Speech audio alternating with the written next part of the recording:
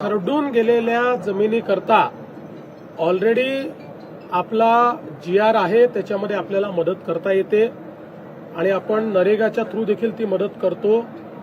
मला जे सुरेश धसांनी पत्र दिलेलं आहे त्यात त्याचे नॉर्म्स रिवाइज करावे अशी मागणी त्यांनी केलेली आहे.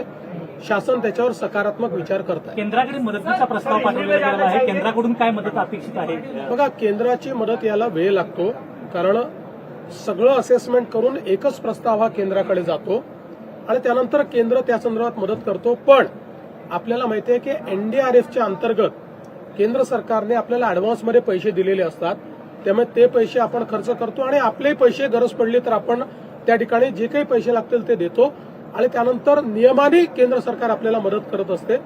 त्यामुळे केंद्र सरकारची मदत निश्चित घेऊ, ती मदतही मिळेल, पण त्याकरता राज्य सरकार थांबणार नाही. आपल्या शेतकऱ्यांना तातडीची जी काही मदत याच्यामध्ये करता येईल ती सगळी आम्ही करू. सरकारने आज एक GR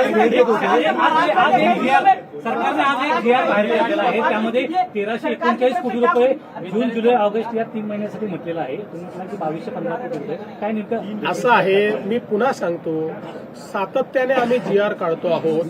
एक सिंगल GR नाही आहे, वेगवेगळे GR निघालेले आहेत.